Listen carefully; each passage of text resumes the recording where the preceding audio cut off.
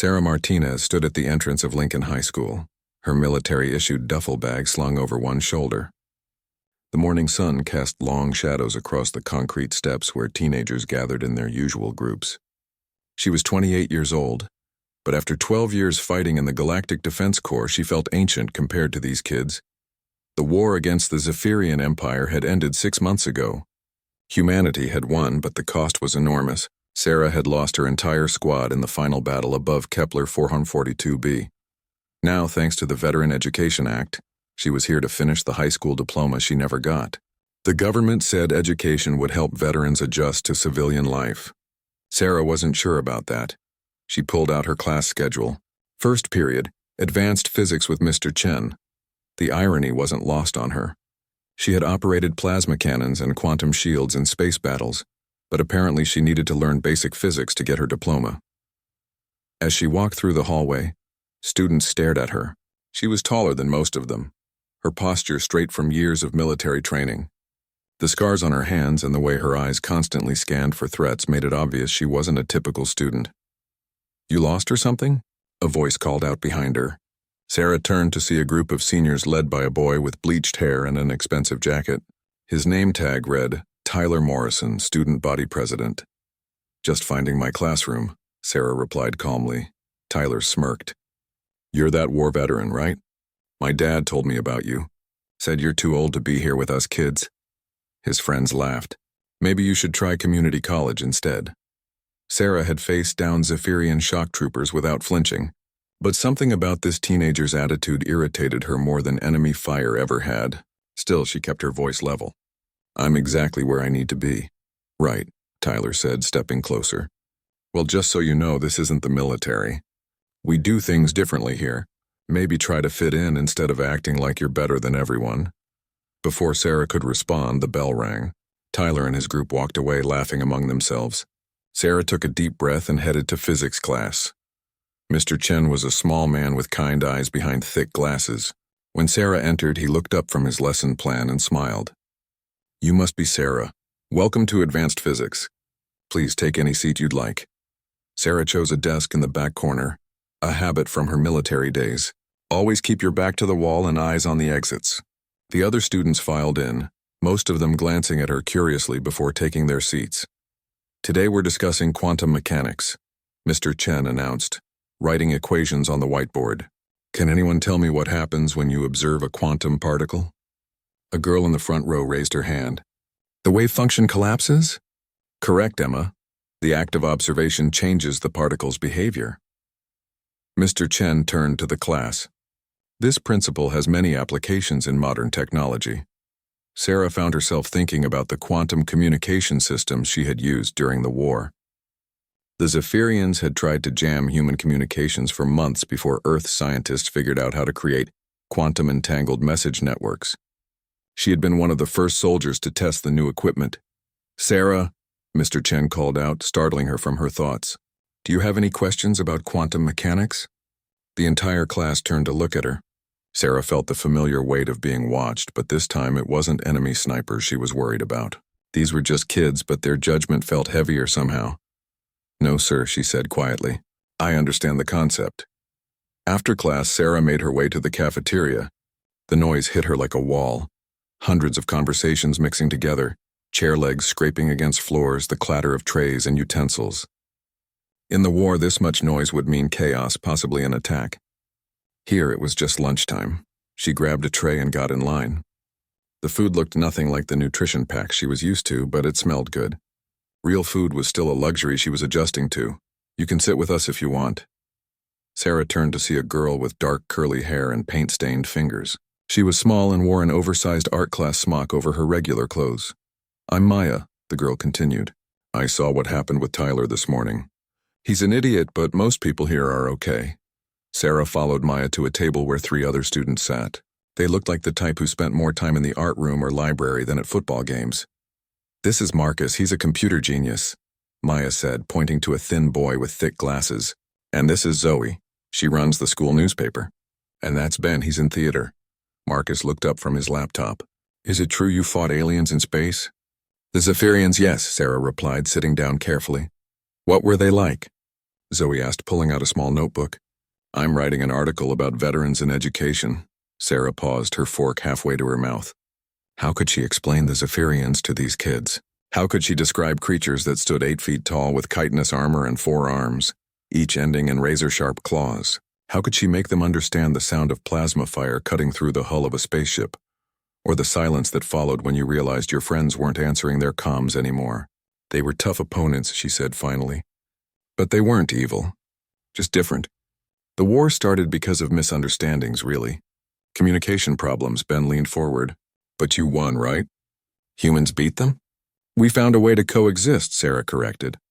The war ended when we learned to translate their language properly. Turns out they thought we were trying to claim their sacred burial grounds when we started colonizing their system. Once we figured that out, we worked out a treaty. The table fell quiet. Sarah realized she had said more than she intended.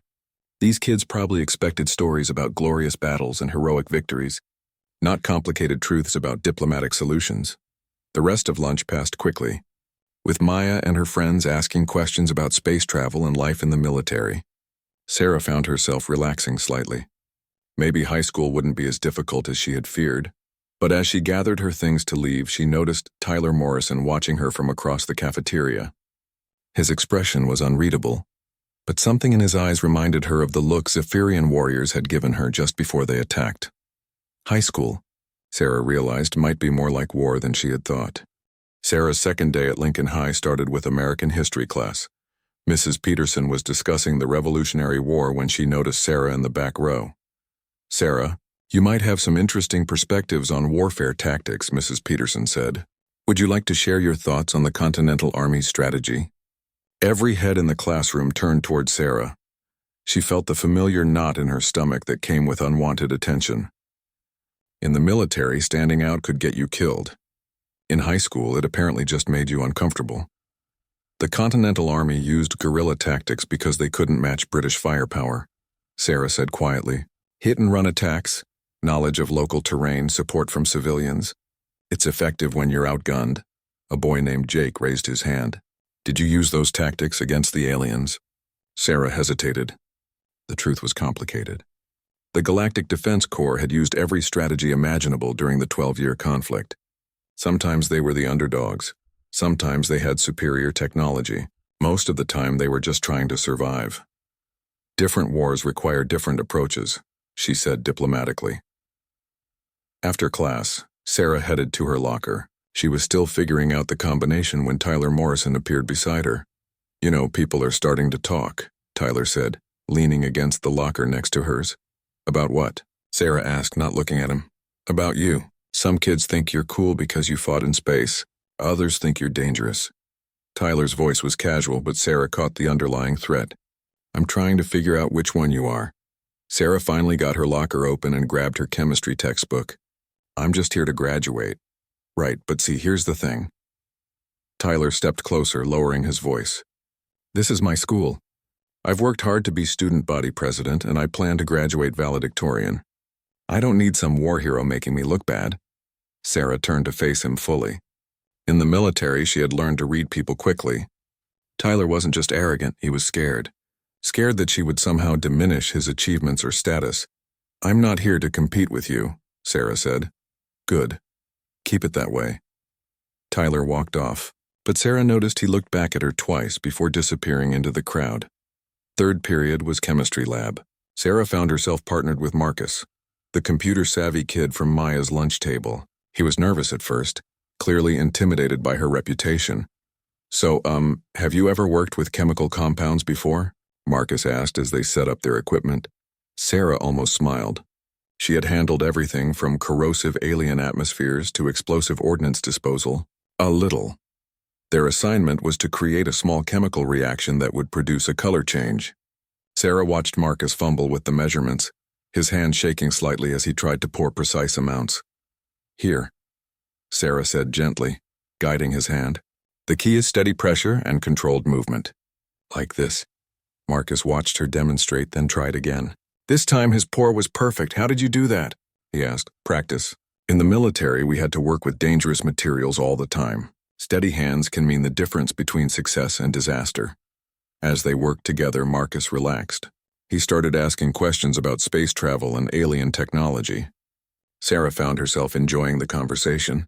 Marcus reminded her of some of the younger soldiers she had mentored during the war, bright, curious, and eager to learn. Did the aliens have better technology than us? Marcus asked as they waited for their chemical reaction to complete. In some ways, yes. In others, no. Sarah measured out another compound. The Zephyrians had incredible biological technology. They could grow ships instead of building them. But they struggled with digital technology the way we understand it. Why? Their brains work differently. They think in patterns and cycles, not linear sequences like computers. So while they could create living machines that adapted and evolved, they couldn't crack our encryption codes. Marcus's eyes lit up. That's amazing. Did you ever see one of their bioships? Sarah nodded. I was on a boarding mission once. The walls were alive, actually breathing. The corridors would shift and change to try to confuse intruders. But they were beautiful too, in a strange way. Like being inside a massive organism. Their chemical mixture suddenly flared bright blue exactly as it was supposed to. Marcus grinned with pride. We make a good team, he said. At lunch, Sarah sat with Maya's group again. Today, Ben was excited about the upcoming school play. We're doing Romeo and Juliet, but with a sci-fi twist, Ben explained. 2 colonies from different planets fall in love despite their families being at war. Sounds familiar, Sarah said dryly. Zoe looked up from her notebook. Actually, that gives me an idea. Sarah, would you be willing to do an interview for the school paper about the real war and how it ended? I don't know, Sarah said. I'm not really good at talking about it. You don't have to talk about the fighting, Zoe said quickly. I'm more interested in the peace process. How did 2 completely different species learn to communicate? Sarah considered this. The end of the war was actually one of the few parts she felt good talking about. There was a linguist, Dr. Amanda Chen. Actually, she might be related to our physics teacher. She figured out that Zephyrian language wasn't just words.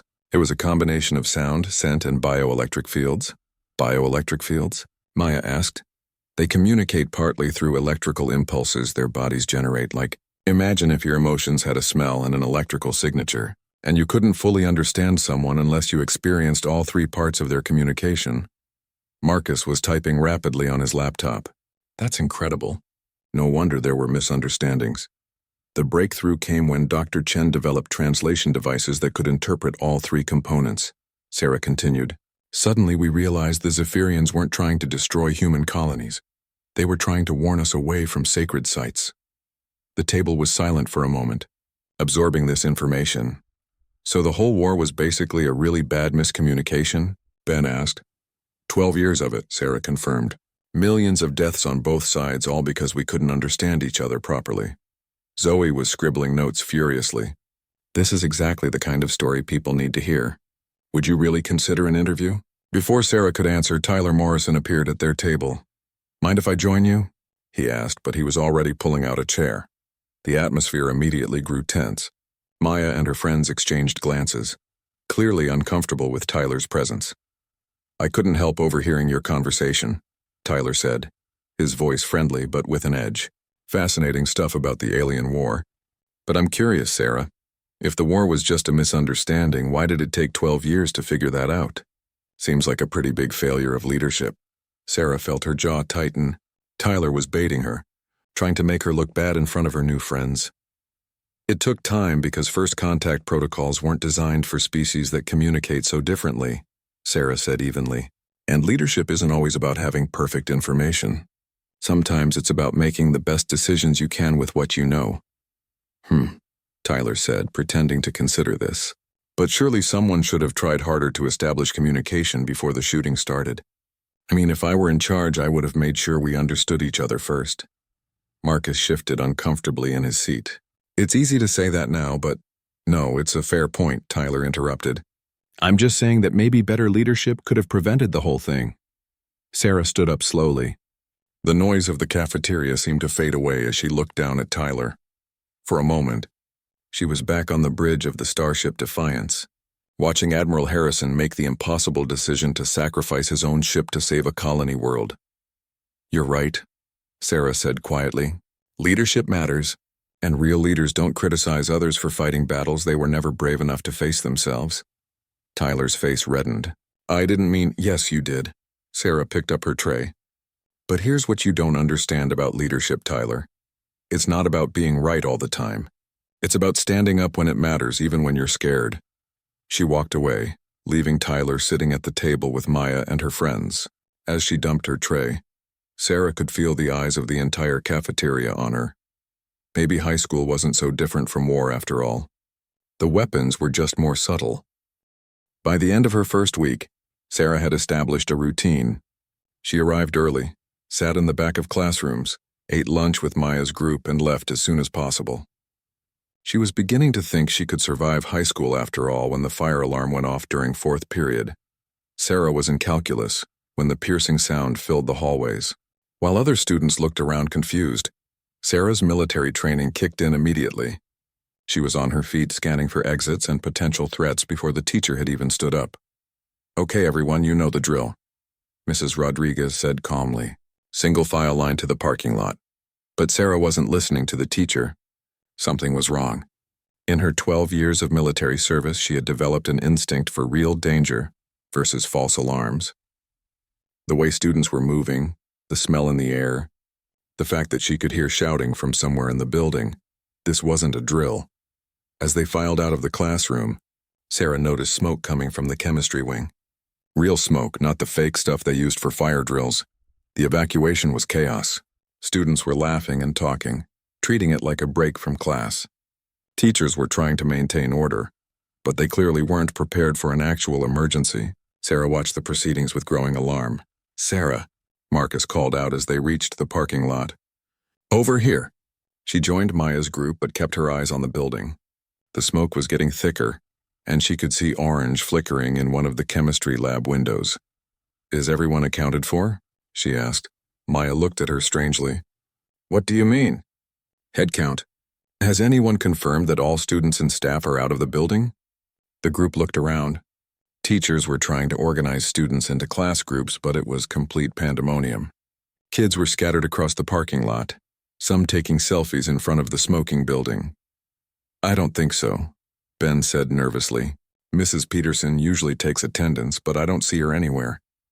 Sarah felt a chill that had nothing to do with the October air. She scanned the crowd and realized Ben was right. Mrs. Peterson was nowhere to be seen. "When did you see her last?" Sarah asked. "History class, second period," Zoe said. "But she mentioned having to grade papers during her planning period." "Her classroom is on the second floor near the chemistry wing." Sarah was already moving before Zoe finished speaking. She pushed through the crowd of students looking for Principal Davis or any adult who might listen to her concerns. "Excuse me," she called out to Mr. Chen, who was trying to organize his physics students. "Has anyone confirmed that Mrs. Peterson evacuated?" Mr. Chen looked flustered. "I'm not sure. Everything happened so fast. Why? Some students think she might still be in her classroom." Mr. Chen's face went pale. "I'll find Principal Davis and let him know." But Sarah could see Principal Davis across the parking lot, talking urgently into his phone while gesturing at the building. The fire department hadn't arrived yet and the smoke was getting worse. Sarah looked at the building, calculating. The chemistry wing was on the east side, second floor. Mrs. Peterson's history classroom was adjacent to it. If there was a fire spreading through the chemistry labs, Mrs. Peterson's room would be filled with smoke soon. She thought about protocol, about chain of command, about following proper procedures. Then she thought about all the people she hadn't been able to save during the war and made her decision. "Stay here," she told Maya's group. "Where are you going?" Maya called after her, but Sarah was already jogging toward the building. She had infiltrated Zephyrian strongholds and survived spaceship explosions. She could handle a high school fire. The main doors were unlocked. Apparently, the building's security system had automatically opened all exits when the alarm sounded. Sarah stepped into the hallway and was immediately hit by a wall of smoke. It was much worse inside than it had appeared from outside. She pulled her shirt up over her nose and mouth. A poor substitute for a proper breathing apparatus, but better than nothing. The hallways were empty and eerily quiet except for the continuing wail of the fire alarm. Sarah made her way toward the stairs, staying low where the air was clearer. The emergency lighting cast strange shadows on the walls, making the familiar school hallways look alien and threatening. On the second floor, the smoke was thick enough that she could barely see 10 feet ahead. She felt her way along the wall, counting doorways until she reached Mrs. Peterson's classroom. The door was closed. Sarah tried the handle. Locked. "Mrs. Peterson," she shouted, pounding on the door. "Are you in there?" No response. The fire alarm was so loud it would be difficult to hear anything else. Sarah stepped back and kicked the door near the handle, something she had learned during urban combat training. The door splintered and swung open. The classroom was full of smoke, but Sarah could see a figure slumped over a desk near the windows. Mrs. Peterson had apparently been grading papers when the fire started and had been overcome by smoke. Before she could evacuate, Sarah ran to the teacher, checking for a pulse. Mrs. Peterson was unconscious but breathing. Sarah hoisted the older woman over her shoulder in a fireman's carry, another skill from her military training, and started back toward the stairs. The hallway had filled with even more smoke in the few minutes she had been in the classroom. Sarah could barely see the floor, and she could hear the crackle of flames coming from somewhere nearby. She moved as quickly as she dared, one hand on the wall for guidance. Halfway to the stairs, she heard voices shouting from below. "Sarah, where are you?" It was Marcus, and he sounded terrified. "Get back outside," Sarah shouted down the stairwell. "I'm coming down." "The fire department is here," Marcus called back. "They're setting up equipment." Sarah reached the top of the stairs and started down carefully. Mrs. Peterson was heavier than she looked, and the smoke was making Sarah's eyes water and her lungs burn. She was beginning to feel lightheaded when strong hands grabbed her shoulders. "I've got her," a voice said. It was Fire Chief Williams wearing full breathing apparatus. He took Mrs. Peterson from Sarah's shoulders and handed her to another firefighter. "You shouldn't be in here," the chief said to Sarah, as they made their way out of the building. "Someone had to check on the teacher," Sarah replied, coughing.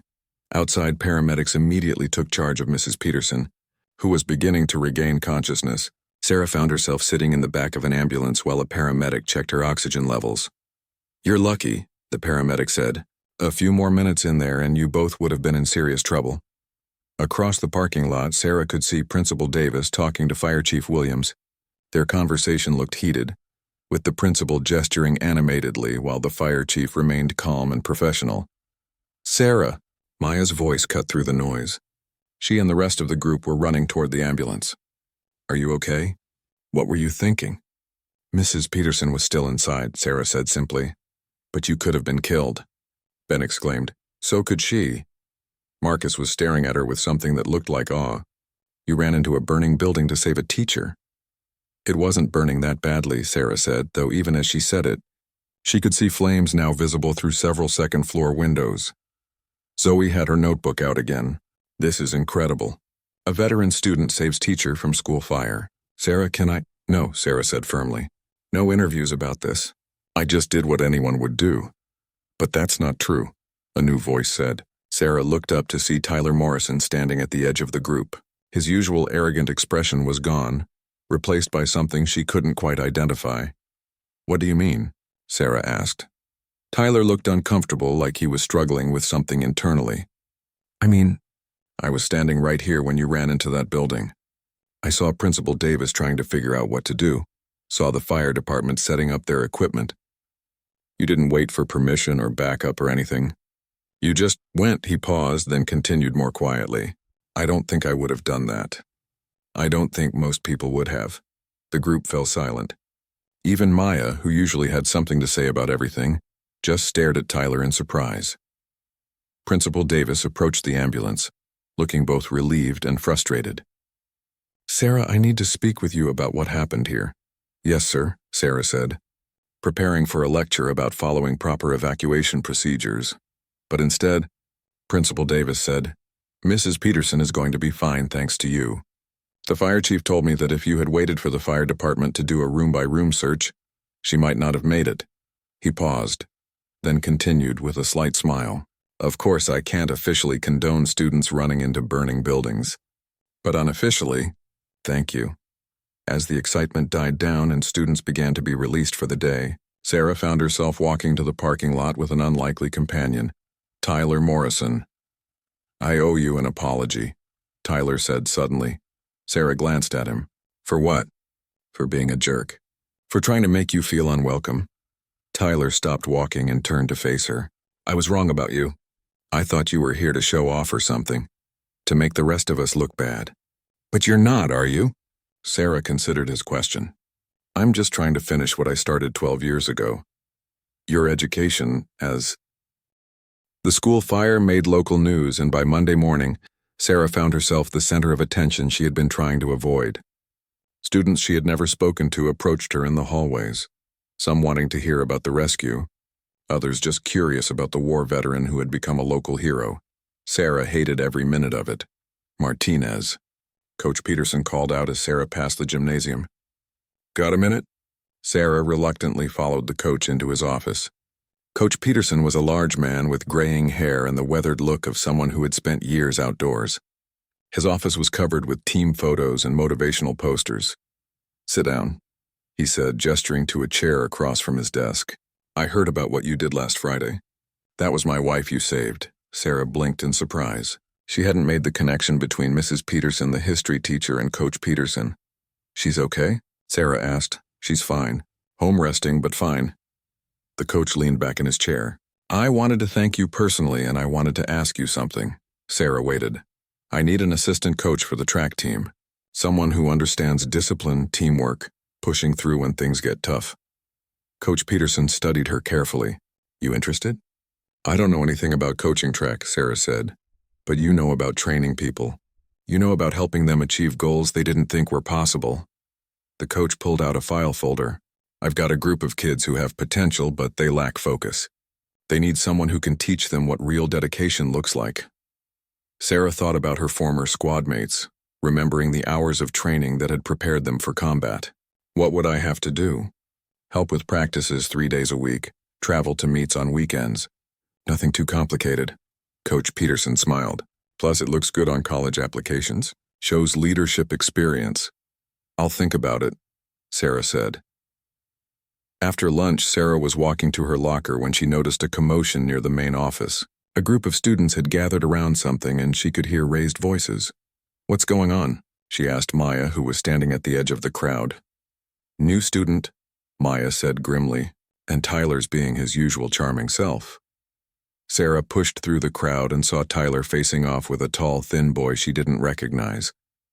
The new student had pale skin, white hair, and the most distinctive feature. His eyes were completely black with no visible pupils. Sarah's breath caught in her throat. She knew those features. She had seen them before on battlefields light years from Earth. The new student was Zephyrian. Look, I don't care what planet you're from, Tyler was saying, his voice loud enough for everyone to hear. You're in America now and you need to act like it. The Zephyrian student stood perfectly still, his black eyes fixed on Tyler. When he spoke, his voice carried the musical quality that Sarah remembered from prisoner interrogations and peace negotiations. I'm here to learn, the Zephyrian said in carefully pronounced English. I mean no harm to anyone. Right, Tyler scoffed. That's what your people said before they started the war. Sarah felt anger rising in her chest. Tyler had no idea what he was talking about. The war had been based on misunderstandings, not malicious intent. My name is Keth, the Zephyrian continued patiently. I am part of the cultural exchange program established by the peace treaty. I am here to study human education methods. Cultural exchange, Tyler repeated mockingly. More like cultural invasion. What's next? Are we going to have bug people taking our spots in college? The crowd was getting uglier. Some students were nodding along with Tyler's words, while others looked uncomfortable but said nothing. Sarah could see the situation escalating quickly. Keth's posture shifted slightly, and Sarah recognized the defensive stance. He was preparing for a potential attack, though he was trying not to show it. I think perhaps I should speak with the principal, Keth said, taking a step toward the office. Yeah, you do that, Tyler called after him, and maybe ask him to send you back where you came from. That was enough. Sarah pushed through the last few students and stepped between Tyler and Keth. That's enough, she said firmly. Tyler's face flushed red. Oh great, here comes the alien lover. What are you going to do, Sarah? Rescue this bug too? Sarah turned to face Tyler fully. The crowd grew quiet, sensing that something significant was about to happen. First, Sarah said, her voice carrying the authority she had learned as a squad leader. Zephyrians aren't bugs. They're mammals, actually, despite their appearance. Second, Keth is here legally under a treaty that ended a 12-year war. Third, if you have a problem with that, take it up with the Department of Education, not with a student who's just trying to learn. Tyler stepped closer to Sarah. And what if I have a problem with you defending him? Sarah looked Tyler up and down slowly, the way she had once assessed enemy combatants. Then you'd better make sure you know what you're getting into. The tension in the hallway was thick enough to cut. For a moment, Sarah thought Tyler might actually try to start a physical confrontation. Then Principal Davis appeared, pushing through the crowd. "What's going on here?" he demanded. "Nothing, Mr. Davis," Tyler said quickly, his aggressive stance changing to innocent confusion. "Just welcoming our new student." Principal Davis looked skeptical, but before he could respond, Keth spoke up. "There was a misunderstanding about my presence here," Keth said diplomatically. "But I believe we have resolved it." The principal's eyes found Sarah in the crowd. "Ms. Martinez, were you involved in this resolution?" "Just making sure everyone understood the facts," Sarah replied. Principal Davis nodded slowly. "Good. Mr. Morrison, I'd like to see you in my office. Everyone else, get to class." As the crowd dispersed, Sarah found herself walking alongside Keth toward the physics wing. "Thank you," Keth said quietly. His English was careful but clear. "Your intervention was not necessary, but it was appreciated." "Tyler doesn't speak for everyone here," Sarah said. "Most people aren't like that." Keth glanced at her sideways. "You are the veteran, yes? The one who fought in the war?" Sarah tensed. "Yes, I thought so. I could sense the recognition in your posture when you saw me." Keth's black eyes studied her carefully. "You have encountered my people before in combat." "I have." They walked in silence for a moment before Keth spoke again. "Do you harbor resentment toward my species for the conflict?" Sarah considered the question seriously. "I lost friends in the war. Good people. But I also learned that your people lost friends too. The war was a tragedy for everyone involved." "Indeed it was," Keth agreed. "That is why programs like this are important. Understanding prevents future conflicts." They had reached the physics classroom. As they paused outside the door, Sarah made a decision. "If you need help navigating things here, let me know. High school can be complicated even for humans." Keth's expression changed slightly. Sarah thought it might be the Zephyrian equivalent of a smile. "I would appreciate that," he said. "Perhaps you could join me for lunch today? I find myself curious about human social dynamics in educational settings." "Sure," Sarah said. "But I should warn you, I eat with the art kids and theater nerds. We're not exactly the popular crowd. After dealing with Tyler Morrison, I believe I would prefer the company of art kids and theater nerds," Keth replied. As they entered physics class, Sarah realized that her high school experience had just gotten a lot more complicated, but also perhaps more interesting. Mr. Chen looked up as they entered and his face brightened. "Ah, our new exchange student. Welcome, Keth. I'm very excited to have you in class. I understand your people have fascinating approaches to quantum mechanics." Keth took a seat near Sarah. "We do indeed, though our methods are quite different from human techniques." "Different how?" asked Emma, the student who usually answered Mr. Chen's questions. "Human quantum physics relies heavily on mathematical models and theoretical frameworks," Keth explained. "Zephyrian science approaches quantum mechanics through bioelectrical manipulation. We experience quantum states rather than simply calculating them." The class fell silent, absorbing this information. Sarah watched her classmates' faces change from suspicion to curiosity. "That's incredible," Emma said. "Could you show us?" Keth looked uncertain. "I am not sure that would be appropriate in a classroom setting. Perhaps a small demonstration?" Mr. Chen suggested. "Nothing dangerous, of course." Keth glanced at Sarah, who nodded encouragingly. He stood up and walked to the front of the classroom. From his bag, he pulled out what looked like a small metal sphere. "This is a quantum resonator," Keth explained. "In its current state, it exists in multiple quantum positions simultaneously." He held the sphere in his palm and closed his eyes. Suddenly, Sarah could feel it, a subtle electrical field emanating from Keth's body. The sphere began to glow softly, and then, impossibly, it seemed to be in 3 different positions at once. The class gasped. Sarah felt a mixture of amazement and remembered recognition. She had seen Zephyrian technology work during the war, but never in a peaceful setting like this. "How are you doing that?" Marcus asked, his eyes wide. "I am collapsing and expanding the wave function through bioelectrical manipulation," Keth explained. "It requires precise control of neural electrical output." He opened his eyes and the sphere returned to normal, settling solidly in his palm. "Remarkable," Mr. Chen breathed. "Absolutely remarkable." As the class peppered Keth with questions, Sarah realized something important was happening. These students were seeing a Zephyrian not as an enemy or an invader, but as a source of knowledge and wonder. This was how peace really worked, not through treaties or negotiations, but through personal connections and shared curiosity. Maybe Tyler Morrison was wrong about more than just Keth. Maybe high school could be a place where former enemies became friends, where misunderstandings could be replaced with genuine learning. Sarah settled back in her seat, watching Keth patiently answer questions from her fascinated classmates. For the first time since starting high school, she was looking for lunchtime at Lincoln High had never been more interesting. Sarah sat at her usual table with Maya, Marcus, Ben, and Zoe, but today they were joined by Keth. The Zephyrian student sat carefully on the plastic chair, his long limbs folded somewhat awkwardly as he examined the cafeteria food with scientific curiosity. "Is this nutritionally adequate for human development?" Keth asked, poking at a slice of pizza with his fork. "Define adequate," Ben said with a grin. "It keeps us alive mostly," Maya laughed. "It's not that bad. The pizza's actually pretty good. Try it." Keth took a careful bite, chewing slowly. His expression was unreadable, but Sarah caught the slight tilt of his head that she remembered meant interest or approval in Zephyrian body language. "The flavor combinations are unexpected," Keth said diplomatically. "Zephyrian food is typically much simpler." "What do you eat on your homeworld?" Zoe asked, her notebook already out. "Primarily cultivated fungi and fermented plant proteins," Keth replied. "We also consume various algae preparations that provide essential minerals." Marcus made a face. "That sounds terrible." "It is quite nutritious," Keth said, apparently missing the implied criticism. "Though I admit human food has more complexity." Sarah watched the exchange with growing amusement.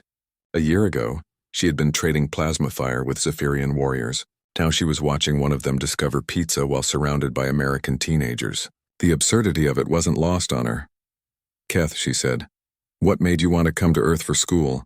Keth set down his fork and considered the question. "My clutch mother is a diplomat. She was part of the team that negotiated the peace treaty. She believes that true understanding between our species requires more than just political agreements." "Clutch mother?" Maya asked. "In Zephyrian society, children are raised by their birth mother's clutch sister," Keth explained. "It provides genetic diversity and ensures multiple perspectives in child rearing." "That's fascinating," Zoe said, scribbling notes. "Do you miss your family?" For the first time, Keth's composed expression faltered slightly. "I do. But this experience is important for my people's future. We must learn to coexist, and that requires understanding human culture from within." "Even if some humans don't want you here?" Ben asked quietly. Keth's black eyes found Sarah's across the table. "Especially then. Fear often comes from ignorance. Education is the remedy for both." Their conversation was interrupted by the arrival of Tyler Morrison. He approached their table slowly, his usual confidence replaced by something that looked almost like nervousness. "Mind if I sit?" Tyler asked, pulling out a chair before anyone could answer. The table fell silent. Sarah noticed that several other students in the cafeteria had turned to watch, clearly expecting drama. Tyler sat down across from Keith and looked directly at him. "I owe you an apology." Keth tilted his head slightly. "Oh? What I said this morning? It was wrong. Ignorant." Tyler seemed to be struggling with the words. "I let my anger about the war make me blame you for things you had nothing to do with." "Apology accepted," Keth said simply. Tyler blinked, apparently surprised by the easy forgiveness. "Just like that? Anger based on fear is understandable," Keth replied. "Your species and mine have been taught to see each other as enemies for over a decade. Changing that perception takes time and effort from both sides." "Right," Tyler said, still looking somewhat stunned. "Well, thank you." An awkward silence settled over the table. Sarah could see Tyler struggling with something else he wanted to say. Finally, Maya broke the tension. "Tyler, what changed your mind?" Tyler glanced around the table, his eyes lingering on Sarah. "Honestly, watching the physics demonstration this morning, and thinking about what Sarah said earlier, about the war being caused by misunderstandings." He turned back to Keth. I've spent years thinking your people were monsters, but you're just a student, trying to learn like the rest of us. I appreciate that realization, Keth said. Perhaps you would be willing to help me understand human social structures? I find myself confused by many aspects of your school's hierarchy. Tyler almost smiled. Sure, though fair warning. High school social structures don't make sense to most humans either. As the conversation continued, Sarah noticed other students beginning to approach their table. First Emma from physics class, then a few others who had been in the hallway during the morning's confrontation. Soon they were surrounded by curious teenagers asking Keth questions about Zephyrian culture, technology, and life on his homeworld. Keth answered every question patiently, his formal English gradually becoming more relaxed as he grew comfortable with the group. Sarah found herself translating occasionally when cultural concepts didn't translate directly. Keth, Emma asked, is it true that Zephyrians can live for hundreds of years? Our average lifespan is approximately 300 Earth years, Keth confirmed. Though we mature much more slowly than humans. I am actually 47 years old by your counting. The table erupted in surprised exclamations. But you're in high school, Marcus protested. Zephyrian development follows a different pattern, Keth explained. We remain in what you would call adolescence for many decades. This allows for extended learning periods and careful character development. Tyler leaned forward. So you're actually older than Sarah even though you're both in high school? Chronologically, yes. Developmentally, we are closer to equivalent stages, Sarah caught the curious look several students were giving her, and Keth. She could practically see them, trying to work out the implications of a former enemy soldier and an alien student sitting together. Peacefully, Sarah, Ben said suddenly. You should bring Keth to our drama club meeting. We're working on that Sci-Fi Romeo and Juliet adaptation. His perspective could be really valuable. I would be honored to observe human theatrical arts, Keth said. It's settled then, Maya declared. Drama club meeting tomorrow after school. As the lunch period wound down, Sarah found herself walking with Keth toward their afternoon classes. The hallways that had been filled with tension that morning now buzzed, with excited conversations about the Zephyrian exchange student. That went better than expected, Sarah observed. Human social dynamics are more fluid than I anticipated, Keth agreed. Your species adapts quickly to new information. Most of us do. Some take longer. They paused outside Sarah's calculus classroom. Keth's next class was on the other side of the building. Sarah, Keth said quietly, may I ask you something personal? Sure. Do you experience survivor's guilt regarding the war? The question caught Sarah off guard. She had expected many things from their conversation, but not psychological insight. Sometimes, she admitted. Why do you ask? You carry yourself like someone who believes they must constantly prove their worth, Keth observed. It is a common response among survivors of trauma. I have studied human psychology in preparation for this exchange. Sarah considered this. Do Zephyrians experience similar feelings? We do. My clutch brother was killed in the war. I often wonder why I was chosen to survive and participate in this exchange program, instead of him. They stood in comfortable silence for a moment, two former enemies sharing the weight of loss and survival. Perhaps, Keth continued, that is why programs like this are important, not just for our species to understand each other, but for individuals to heal from the wounds of conflict. Maybe you're right, Sarah said. As they parted ways to go to their respective classes, Sarah realized that her understanding of the war, and of herself, was beginning to change. She had spent months thinking of herself as a displaced soldier, trying to fit into civilian life, but maybe she was something else entirely, a bridge between worlds helping to build the peace she had fought for. The afternoon brought a new challenge. Sarah's calculus teacher, Mr. Williams, had prepared a special lesson incorporating both human and Zephyrian mathematical concepts. Today we're going to explore how different species approach complex mathematical problems, Mr. Williams announced as Keth entered the classroom. Keth has graciously agreed to demonstrate Zephyrian mathematical techniques. Keth moved to the whiteboard and began writing symbols that looked nothing like human mathematics. Instead of numbers and equations, he drew flowing patterns that seemed to shift and change as Sarah watched them. Zephyrian mathematics is based on biological patterns rather than abstract concepts, Keth explained. We understand mathematical relationships through organic growth patterns and energy flows. He gestured to his drawings.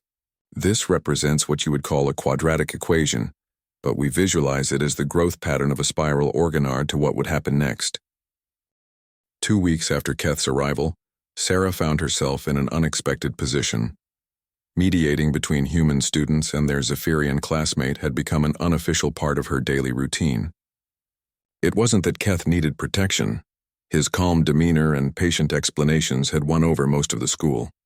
Rather, Sarah had become a translator for the cultural nuances that didn't cross species lines easily. She was explaining the concept of hanging out to Keth when Coach Peterson approached them in the hallway. "Martinez," the coach called out. "Got a minute?" "Both of you, actually." They followed him to the gymnasium where the track team was running warm-up laps around the indoor track. Sarah had been helping with coaching for a week now, and she was beginning to understand what Coach Peterson had meant about students lacking focus. "Keth," Coach Peterson said, "Sarah mentioned you might be interested in observing our training methods. We're always looking to learn new approaches." Keth watched the runners with intense concentration. "Your athletes train individually but compete as a team. This creates interesting psychological dynamics." "How do Zephyrians approach athletic training?" Sarah asked. "We do not have competitive sports in the way humans understand them," Keth replied. "Physical conditioning is integrated with mental and spiritual development. The goal is harmony rather than victory." One of the runners, a junior named David, jogged over to them. He was breathing hard and looked frustrated. "Coach, I can't break my personal record in the 800. I've been stuck at the same time for 3 weeks. Coach Peterson looked thoughtful. "David, meet Keth. He's been telling us about Zephyrian approaches to physical training." David looked skeptical. "No offense, but what would an alien know about running?" "Perhaps nothing about running specifically," Keth admitted, "but possibly something about the mental aspects of physical performance." "I'm listening," David said, his skepticism softening into curiosity. Keth gestured toward the track. "May I observe you running one lap? I am curious about your technique." David shrugged and took off around the track. Sarah watched Keth's eyes follow the runner with scientific intensity. When David returned slightly winded, Keth had questions ready. "You are fighting your body rather than working with it," Keth observed. "Your breathing pattern conflicts with your stride rhythm, and your muscle tension is highest when you need fluidity most." "What do you mean?" David asked. "In Zephyrian conditioning, we learn to feel the electrical flow through our nervous system," Keth explained.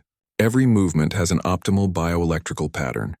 When you fight against this pattern, you waste energy." Coach Peterson leaned forward. "Can you teach him?" "I can share the principles, though human bioelectricity works differently than Zephyrian." Keth turned to David. "Are you willing to try a different approach?" For the next hour, Sarah watched Keith guide David through a series of breathing exercises and movement patterns that looked nothing like traditional running training. Instead of focusing on speed or form, Keth taught David to feel the rhythm of his own heartbeat and coordinate his breathing with his stride. "Now run," Keth instructed, "but do not try to run fast. Try to run in harmony with your body's natural rhythm." David took off around the track again. This time his movement looked different, smoother, more fluid. When he crossed the finish line, Coach Peterson was staring at his stopwatch in disbelief. "That was a personal best by 3 seconds, the coach announced. David stared at Keth with amazement. "How did you do that?" "I did nothing," Keth replied. "You learned to work with your body instead of against it." Word of Keth's unconventional training methods spread quickly through the school. By the end of the week, not only were track team members seeking his advice, but students from other sports. Teams were asking for help with their own performance issues. Sarah found herself assisting as Keth worked with the basketball team on coordination drills that incorporated Zephyrian movement principles. The football team was learning breathing techniques that improved their endurance. Even the chess club wanted to understand how Zephyrian mental conditioning could improve their concentration. "You're becoming quite popular," Sarah told Keth as they walked to lunch on Friday. "It is gratifying to be useful," Keth replied, "though I worry that I am receiving too much attention. Some students still harbor resentment toward my presence here." As if summoned by his words, they encountered a group of seniors blocking the hallway. Sarah recognized them as friends of Tyler Morrison's, though Tyler himself wasn't with them. "Well, well," one of them said, a large boy named Jake. "It's the bug and his bodyguard." Sarah felt her muscles tense, but before she could respond, Keth stepped forward. I am sorry if my presence here has caused you distress, Keth said calmly. Is there something I can do to address your concerns? Jake looked surprised by the direct approach. Yeah, you can go back to whatever planet you came from. I understand your perspective, Keth replied. Many humans died in the war with my people. If someone I loved had been killed by Zephyrians, I might feel similar anger. The honesty in Keth's voice seemed to deflate some of Jake's aggression. My older brother was in the fleet, Jake said quietly. He didn't make it home. I am truly sorry for your loss, Keth said, and Sarah could hear genuine sorrow in his voice. War creates wounds that peace cannot immediately heal. Jake stared at Keth for a long moment. Yeah, well, just stay out of my way, okay? Of course, Keth agreed. As Jake and his friends walked away, Sarah turned to Keth. That was well handled. Anger is easier to bear than grief, Keth observed.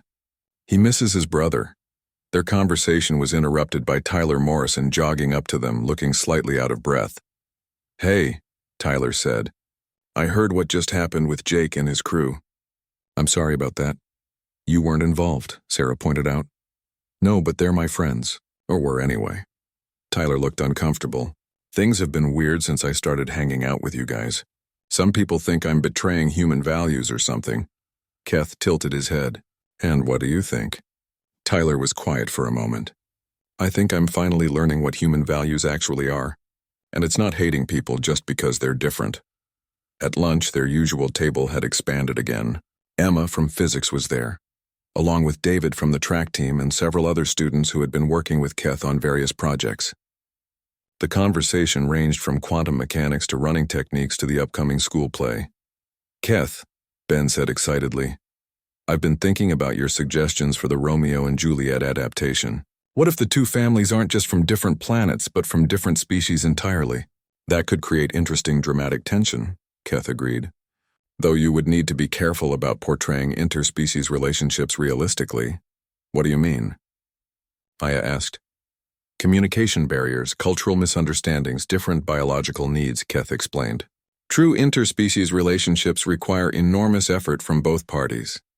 Sarah caught the meaningful look Keth gave her and realized he wasn't just talking about romantic relationships.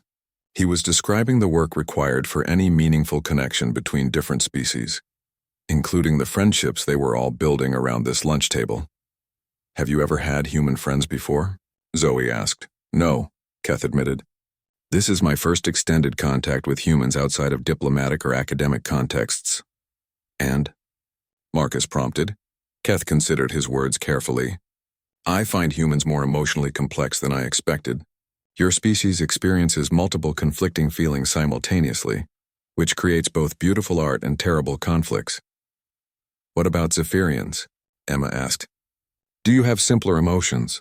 Not simpler, but more sequential, Keth explained. We typically experience one primary emotion at a time, though we can transition between emotional states quite rapidly.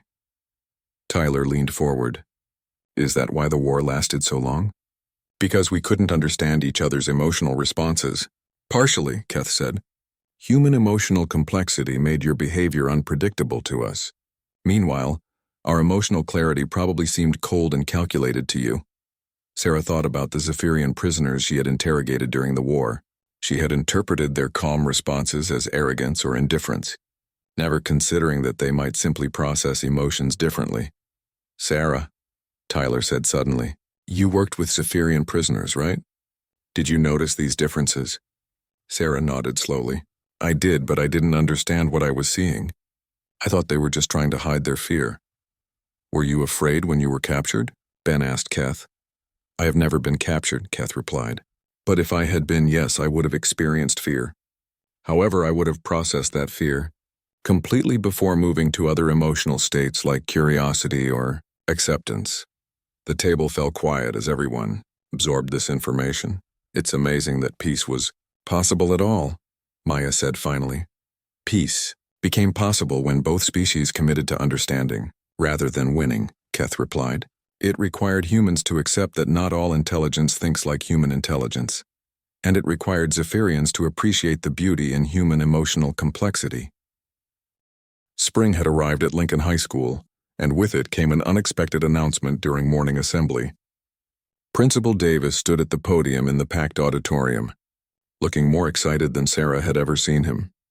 "Students and faculty," he began, "I'm pleased to announce that our cultural exchange program has been selected as a model for schools across the country. As a result, we'll be hosting the first Interspecies Education Summit here next month." The auditorium erupted in surprised chatter. Sarah felt a mixture of pride and anxiety. She had grown comfortable with Keth's presence and the small circle of understanding they had built around him. The idea of expanding that to a national scale felt overwhelming. The summit will bring together students, educators, and diplomats from both Earth and the Zephyrian homeworld, Principal Davis continued. Our own student body will have the opportunity to present their experiences with interspecies education to representatives from both governments. After assembly, Sarah found Keth surrounded by excited students, all talking at once about the upcoming summit. His calm demeanor hadn't changed, but Sarah could see tension in the way he held his shoulders. "Keth," she called out, "can I talk to you for a minute?" They stepped away from the crowd and walked toward the quieter end of the hallway. "How are you feeling about this summit?" Sarah asked. "Nervous," Keth admitted. "The success or failure of this program will influence policy for both our species. That is a significant responsibility." "You're not carrying it alone," Sarah reminded him. "We're all in this together, are we?" Keth's black eyes met hers. "Jake and his friends still avoid me. There are others who tolerate my presence but do not truly accept it. What happens when government officials ask them about their experiences?" Sarah had been worrying about the same thing. Over the past months, she had watched the school divide into 3 groups: those who genuinely welcomed Keth, those who actively opposed him, and a larger group that remained neutral. The summit would force everyone to take a position. "We'll prepare," Sarah said. "Make sure the people who speak for the program understand what it really means." That afternoon, their lunch table had become a planning committee. Maya was sketching poster designs, Marcus was researching presentation software, and Ben was outlining a dramatic performance that would showcase interspecies cooperation. "We need to tell the real story," Zoe said, her notebook filled with interview notes. "Not just the success stories, but the challenges too. How we worked through misunderstandings and conflicts." Tyler nodded. "Honesty is going to be more convincing than propaganda." It struck Sarah how much Tyler had changed since Keth's arrival. The arrogant student body president had evolved into someone genuinely committed to building bridges between different communities. "What about Jake's group?"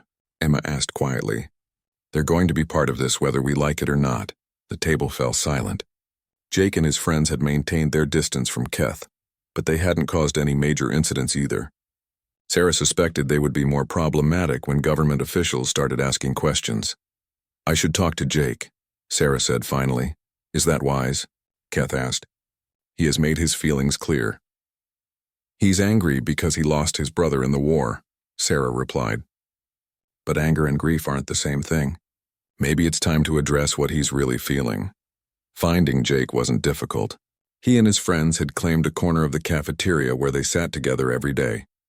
A small island of resentment in the otherwise integrating school community. Sarah approached their table alone, feeling the familiar tension that preceded difficult conversations. "Jake," she said, "can we talk?" Jake looked up suspiciously. "About what?" "About your brother." The words hung in the air like a challenge. Jake's friends shifted uncomfortably, clearly wanting to avoid this conversation. "What about him?" Jake asked, his voice carefully controlled. "You said he died in the fleet." "Which battle?" Jake's face tightened. "Kepler Station." "The Zephyrians overran the defense grid." Sarah nodded slowly. She remembered Kepler Station. It had been a disaster, a strategic miscalculation that had cost hundreds of human lives. "I was there," Sarah said quietly. Jake stared at her. "What? Kepler Station?" "I was part of the evacuation force that tried to get civilians out before the station fell." Sarah sat down across from Jake without invitation. "What was your brother's name?" "Marcus," Jake said, his voice barely audible. "Marcus Hendricks. He was a communications specialist." Sarah closed her eyes, searching her memory. The evacuation had been chaos, alarms blaring, emergency lighting casting strange shadows, people running through corridors as the station's hull began to buckle under Zephyrian assault. "Tall guy, red hair, freckles?" Sarah asked. Jake's eyes widened. You knew him? He stayed at his post to coordinate the evacuation signals, Sarah said. Even when the hull breached in his section, he saved a lot of lives that day. Jake's tough expression cracked. He always said his job was to make sure people could talk to each other. He was good at it. Professional under pressure. Sarah leaned forward. Jake, your brother died trying to help people communicate. Don't you think he'd want his death to mean something more than continued hatred? That's not... Jake started, then stopped.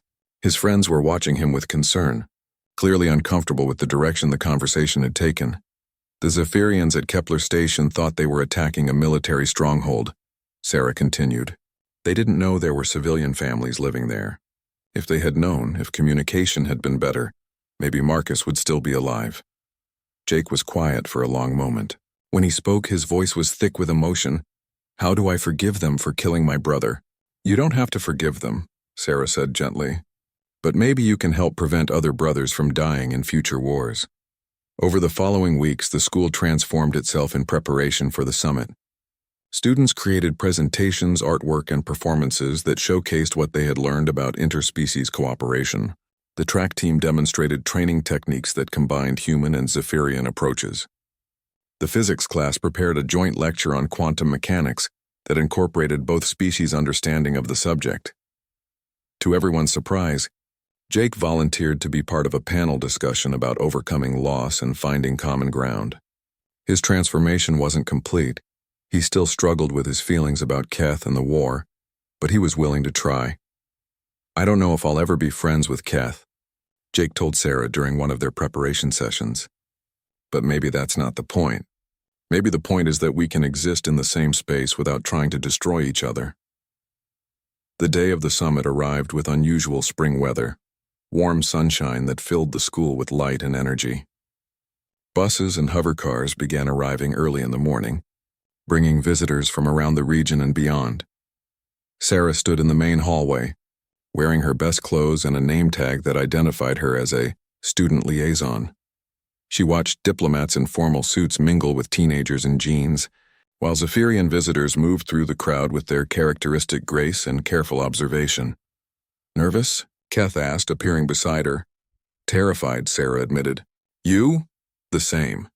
Keth's black eyes surveyed the crowd, but also hopeful. Look around, Sarah. 6 months ago, this would have been impossible. Sarah followed his gaze and saw what he meant. Human and Zephyrian officials were engaged in animated conversations with students. Tyler Morrison was explaining the school's student government system to a delegation of Zephyrian educators. Maya was showing her artwork to a group of diplomats who seemed genuinely fascinated by her interpretation of interspecies friendship. The formal presentations went better than Sarah had dared hope. Ben's theatrical adaptation of Romeo and Juliet brought several audience members to tears. The physics demonstration earned applause from both human and Zephyrian scientists. Marcus had created a computer program that translated between human mathematical notation and Zephyrian biological patterns, drawing amazed comments from educators on both sides. But it was Jake's panel discussion that proved most powerful. Sitting beside Sarah, Keth, and Tyler, Jake spoke quietly but clearly about his journey from anger to understanding.